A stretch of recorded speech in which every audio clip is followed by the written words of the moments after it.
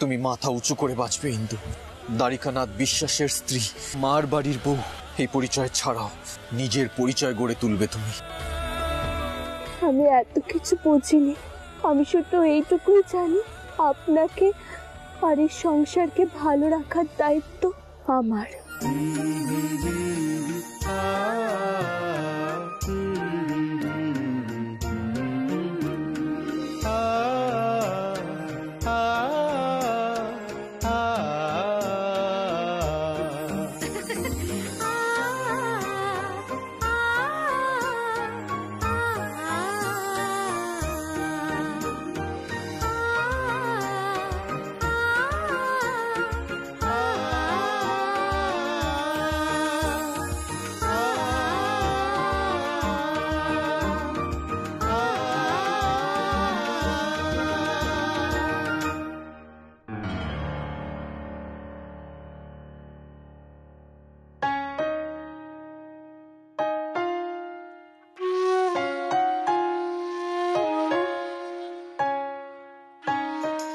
ইন্দু, তোর গানের গলাকানা কিন্তু বাড়ি সুন্দর। তোমাদের যে ঘুম ভেঙে গেল। ছি ছি, আপনি যে কেন গান কানা ধরতে গেলেন? তাতে ক্ষতিটা কি হয়েছে? তোমাদের যুগলের মনোমুগ্ধকর গান আমাদের সকলের সত্যিই খুব ভালো লেগেছে। বেশ গাইছিলে কিন্তু তোমরা দুটিতে, তাই না রাঘব দাদা? হ্যাঁ ইন্দু, তোমাদের দুজনের গান আমাদের খুব ভালো লেগেছে, কিন্তু আমার ভয় হচ্ছে তোমার এই গান শুনে বাড়ির গুরুজনদের ঘুম না ভেঙে যায়।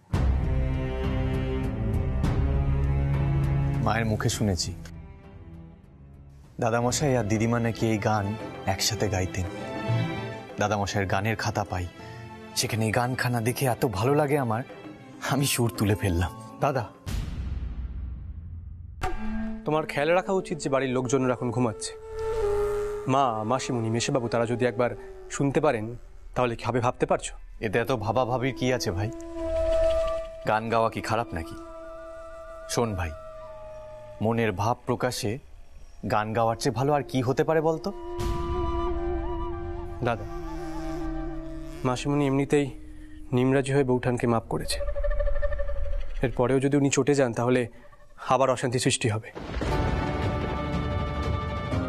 তার কারণ থাকবে তুমি আর বৌঠান। আচ্ছা আচ্ছা, ঠিক আছে ঠিক আছে, থাম না ত্রৈলোক্য, এখন আর এগুলো নিয়ে কথা বাড়াস না, কেউ কিচ্ছুটি জানতে পারবে। তা বলি ওটা উঠবো, আমাদের ইন্দুর এই গুণকানা তো আমরা কেউ জানতুম নে। কি রে ইন্দু? বৌঠান, ও যে এই গান শিখে নিয়েছে এটা কিন্তু আমিও জানতাম না। আমায় গাইতে শুনে কি সুন্দর গানটা রপ্ত করে নিল। এত রাতে কে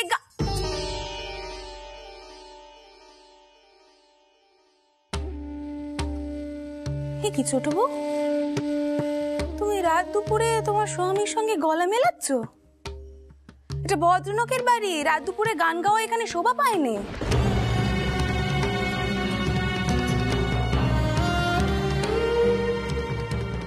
তোমাকে আজ সকালে আমি কত ভালো করে বোঝালুম যে বাড়ির মান মর্যাদার দায়িত্ব বাড়ির বউদের ওপর থাকে, সেদিকে একটু খেয়াল রেখো বাচ্চা। তুমি এভাবে মান মর্যাদা রক্ষা করলে? হ্যাঁ, ছি ছি ছি ছি ছি, সত্যি তোমাকে বুঝিয়ে কোনো লাভ নেই, কোনো লাভ নেই তোমাকে বুঝিয়ে।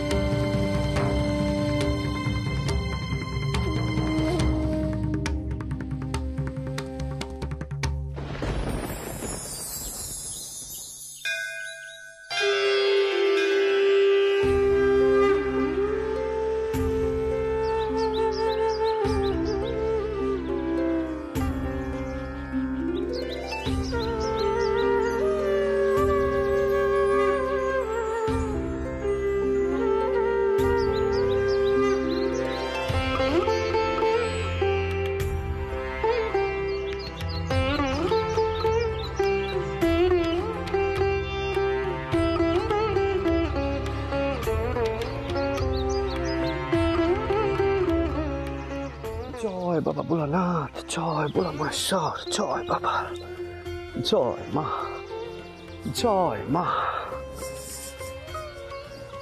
উমা, ও কি গে? সকাল সকাল হর পার্বতী মন্দিরে এসে বেশ বেশ। ছোট ঠাউর, মা কোথায়? আর এই নাও দেখিনি, এই পুজোর থালাখানা ধরো, আজ তুমি নিজে পুজো করবে। দিদি যখন কয়েছে তখন ছোট ঠাউরে তো সে কথা মানতেই হবে। জয় মা। তা রে দিদি, কার কল্যাণের জন্য পুজো দিচ্ছিস?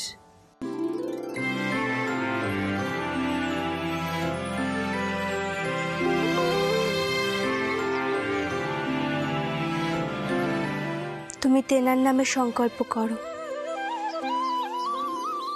না ছোট ঠাকুর, আমার একার নামে নয়, আমাদের দুজনের নামে সংকল্প করো তুমি। আর ছোট ঠাকুর, তারপর তোমার সাথে কিছু গুরুত্বপূর্ণ আলোচনা আছে আমার। বেশ বেশ বেশ। ও ছোট ঠাউর, তুমি ওনাকে বোঝাও দেখিনি। আরে বাবা, আমার নামে সংকল্প করে কি হবে? তেনার নামে সংকল্প হলেই তো হলো। আমার নাম গোত্তর যে তেনার সাথেই জুড়ে গেছে। ছোট ঠাকুর, তুমি ইন্দুকে বোঝাও, ওকে বলো ও যেন এই ধরনের কথা আর কখনো না বলে। আমি চাই ইন্দুর নিজের একটা পরিচয় তৈরি হোক, যেমন দাদামশাই আমার দিদিমার জন্য নতুন পরিচয় তৈরি করিয়ে দিয়েছিল, ঠিক তেমন। তাই আমি একখানা সিদ্ধান্ত নিয়েছি, ইন্দুকে আমি লেখাপড়া শেখাবো। আর কোনো মেম সাহেবকে ঘরে ডেকে লেখাপড়া নয়, রীতিমতো স্কুলে গিয়ে লেখাপড়া করবে ইন্দু। ছোট ঠাউর, তুমি তো নাকি শিগগিরই বোঝাও, এটা সব বনিসের কথা। আমি কি করে স্কুলে যাবো কও দেখিনি? ওই দেখো, ও ইন্দু দিদি, সব কথা যদি আমি কই তাহলে তুই কি কইবি? হ্যাঁ শোন, তুই এখন তোর মায়ের কাছে যা দেখিনি, আর আমিও দুয়ারি বাবুরে নে আমার মায়ের কাছে যাই। তোদের সুখ শান্তির জন্য মারে কই, কেমন? দুয়ারি বাবু, এসো দেখিনি, মায়ের কাছে এসো, এসো।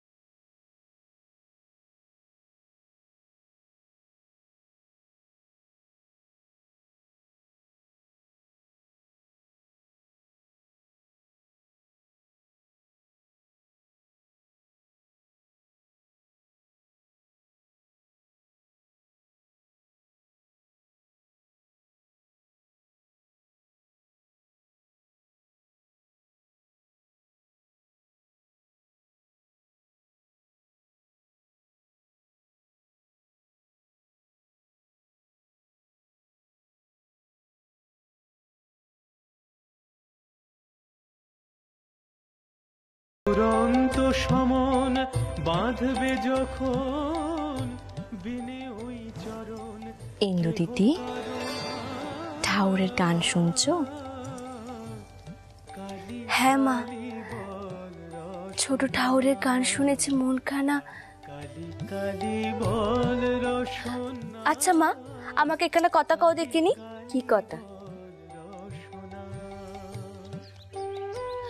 কইছে কি মেয়ে মানুষেরা কি স্কুলে যায়? স্কুল মানে ওই আমাদের গ্রামের পাঠশালে? না, মেয়েরা যেত না, তবে পরে কয়েকজন মেয়েরা যেত, জানে, পাঠশালে গিয়ে লেখাপড়া শিখতো। তবে সব মেয়েরা যেত না। শহরে সব মেয়েরা লেখাপড়া শিখতে যেত।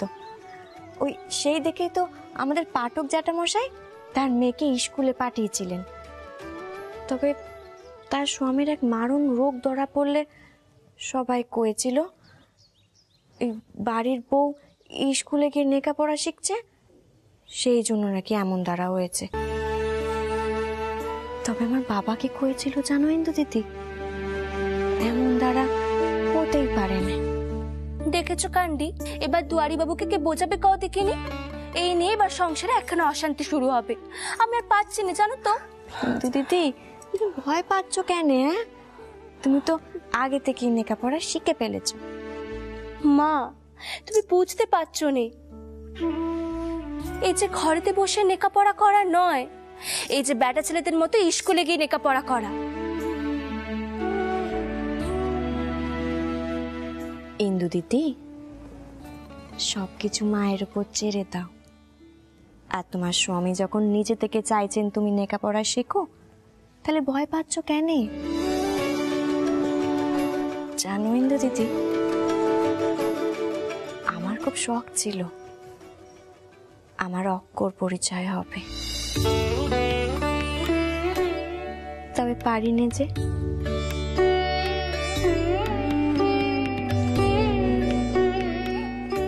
দেখো মা, দুয়ারি বাবু আমার বিষয়ে যা যা ভাবছে তা হওয়ার সম্ভাবনা আমাদের বাড়িতে। আচ্ছা তুমি কও দেখিনি, ঘরের বউ নিজেদের সংসার ফেলে এমন রোজ রোজ বাইরে যায়? হ্যাঁ, তা তোমার যখন অক্ষর পরিচয় ইচ্ছে ছিল তখন তুমি কেন আগে আমাকে কওনি? আমি তোমাকে শেখাবো ওই যে স্বরবর্ণ, ব্যঞ্জন বর্ণ আর একটু গণিত। তবে এখানে দাঁড়াও, আমি এক্ষুনি দুয়ারি বাবুর কাছে গিয়ে কইছি একটু বইয়ের ব্যবস্থা করতে। না না ইন্দু দিদি, শোন শোন আমার দেখো মেয়ের কান্ডি, নিজে স্কুলে যাবে না, আমার লেখাপড়া নিয়ে নাচানাচি শুরু করে দিল। তবে টাহুরকে তো আমি এই ব্যাপারে কোনোদিনও কিছু কইনি। তাহলে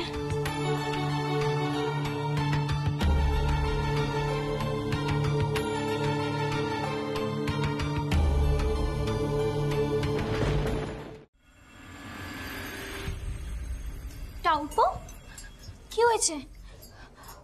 সব ঠিক আছে তো? হিন্দু, কিরে তোর মুখখানা এমন শুকিয়ে আছে কেন? দারিকা, দারিকা, আমাদের ডেকে পাঠিয়েছো? হ্যাঁ রাঘব দাদা, আমি তোমাদের সকলকে একখানা গুরুত্বপূর্ণ কথা জানাতে চাই। আমি একখানা সিদ্ধান্ত নিয়েছি। ভাবছি ইন্দুকে স্কুলে ভর্তি করাবো।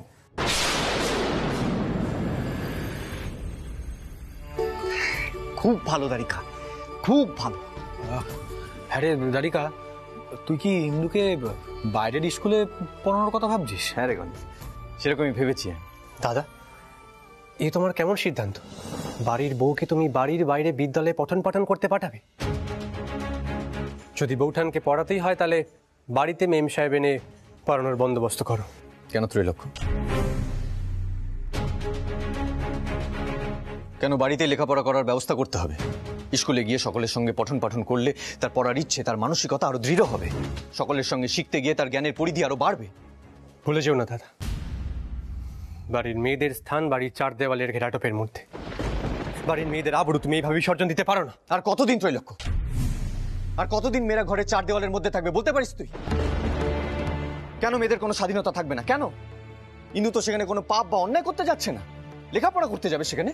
তার জন্য এত বাধা নিষেধ কেন থাকবে? কেন? তুমি একের পর এক আমাদের মান মর্যাদা সব লঙ্ঘন করেছো। সমাজের কাছে আমাদের মাথা আর কত নত করাবে তুমি দাদা? ত্রৈলক্ষ্য, আর কথা বাড়াস না, থাম না এবার। আমাকে থামাচ্ছ? আমাকে? আর দাদা যে একটা ভুল পথে যাচ্ছে তা নিয়ে তুমি কিচ্ছু বলবে না? ভুল কেন হবে ত্রৈলোক্য? মেয়েদের পড়াশোনা স্বয়ং ঈশ্বরচন্দ্র বিদ্যাসাগর মশাই প্রবর্তন করেছেন, সামাজিক কোনো বাধাই নেই। আর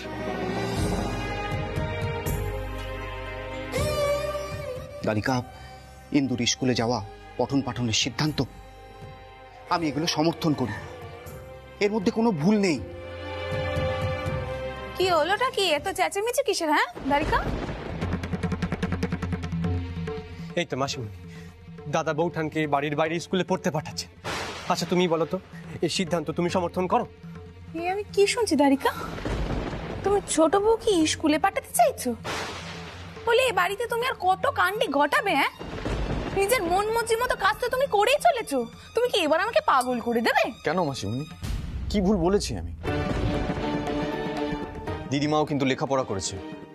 তাছাড়া মাসিমণি, তোমার আর মায়েরও তো অক্ষর পরিচয় আছে, তাহলে বাড়ির স্ত্রীরা কেন পিছিয়ে থাকবে?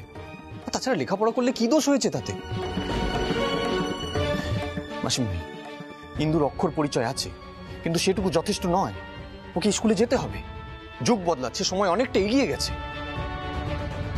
বাইরের জগৎটা মেয়েদের কাছে অজানা, অধরা। কেন আর কতদিন থাকবে এভাবে? সমাজের পুরুষেরা মেয়েদেরকে যা বোঝাচ্ছে, যেভাবে বোঝাচ্ছে, তাদেরকে সেটাই বুঝতে হবে। কেন মাসিমণি? কেন শিক্ষার আলোতে তাদের জ্ঞান, তাদের বোধ বুদ্ধির প্রকাশ পাবে না? থাম থাম থাম দারিকা, আর কথা কোস না তুই। দেখ, হিন্দু বইয়ের নামে কিন্তু চারদিকে ডিডি পড়ে গেছে। আর এখন তুই তাকে স্কুলে পাঠাতে চাইছিস, তাও আবার ওই গোড়া সাহেবদের স্কুলে। সেখানে গিয়ে সবার গায়ে ঘাসাঘাসি করে সে বসাবসি করবে, তারপর লেখা। আমি ভাবতেই পারছি না দারিকা। আমি আজ জোর করে তোমাকে কইছি, তুমি এবার আমাকে একটু শান্তি দাও বাচ্চা। মাসিমণি, আমি ওনাকে কইছিল আমি স্কুলে যেতে চাইনি, কিন্তু উনি যে আমার কোনো কথা শুনছেন না। ও, তুমিও যেতে চাইছো না? এই তো, এই দারিকা, তোর বউ তো স্কুলে যেতে চাইছে না, তাহলে তুই কেন ওকে জোর করে স্কুলে পাঠাতে চাইছিস? হ্যাঁ দেখ দারিকা, তোর মা আগে অগ্রদ্বীপ থেকে ফিরুক। সে এমন তীর্থ করছে, সংসারে কোনো দিকে চোখ কানে দিতে পারছে না, সব দিক তো আমাকে সামলাতে হচ্ছে নাকি? আমি আর কি করবো বলতো? আর আমি কিন্তু একখানা কথা সকলকে কয়ে দিচ্ছি, এই সিদ্ধান্ত কিন্তু আমি কখনো মেনে নেব না। এই সংসারের মান মর্যাদার দায়িত্ব কিন্তু আমাদের ওপর, সে কথাখানা কিন্তু আমাদের চিন্তা করতে হবে।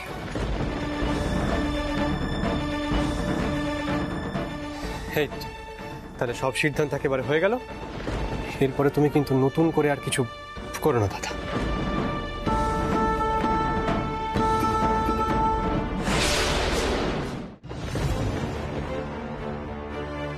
টাউপো কইছি, তুমি এখনই আশা ছেড়ো নে।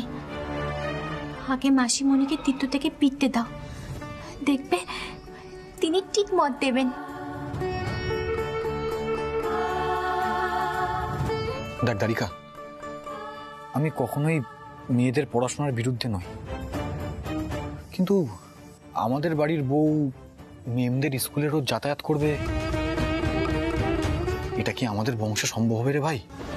আচ্ছা টাউপো, কইছিলাম সেখানে কি পরে যেতে হয় গো? অন্য কোনো পোশাক আছে নাকি?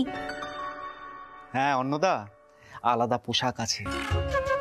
মা, তবে কি ইন্দু সেই পোশাক পরে গটগট করে মেম সাহেবদের স্কুলে যাবে? সেখানে তো সকলে ইংরেজিতে কথা কয়। ইন্দু বুঝবে কি করে, আর কথা কইবে বা কি করে? শিখে যাবে বৌঠান, ঠিক শিখে যাবে। একবার শুরু তো করুক, একবার শুরু করলে ও ঠিক নিজের মনে আত্মবিশ্বাস পেয়ে যাবে।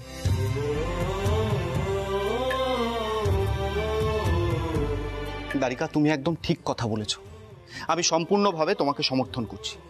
তোমার মতো মানুষের এই সমাজে আরো বেশি করে জন্ম নেওয়া উচিত, তাতে আমাদের এই পুরনো কুসংস্কারাচ্ছন্ন প্রাচীনপন্থী সমাজটা যাতে বদলে যায়। আমি জানি না রাঘব দাদা, সমাজে কতজনের মানসিকতা আমি এভাবে বদলাতে পারবো। এই সমাজে নতুন কিছু শুরু করতে গেলে অনেক কাঠখড় পোড়াতে হয়, অনেক লড়াই লড়তে হয়। যাকে যাক, ইন্দু স্কুলে ভর্তি হওয়ার জন্য যে সমস্ত কাগজপত্র দরকার সেগুলো কিন্তু এর মধ্যে গিয়ে নিয়ে আসতে হবে। দারিকা, তুমি ওসব নিয়ে কিচ্ছু ভেবো না, সেই ব্যবস্থা আমি করে দেবো। মাসিমণি ফিরে আসুক, দেখবে তখন কোনো বাধাই আর বাধা থাকবে না।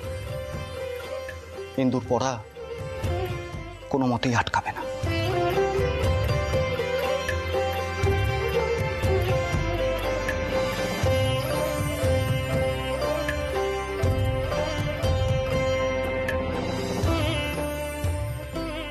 আমাদের পাঠক জ্যাঠামশাই তার মেয়েকে স্কুলে পাঠিয়েছিলেন, তবে তার স্বামীর এক মারণ রোগ ধরা পড়লে সবাই কয়েছিল বাড়ির বউ স্কুলে গিয়ে লেখাপড়া শিখছে, সেই জন্য নাকি এমন দ্বারা হয়েছে।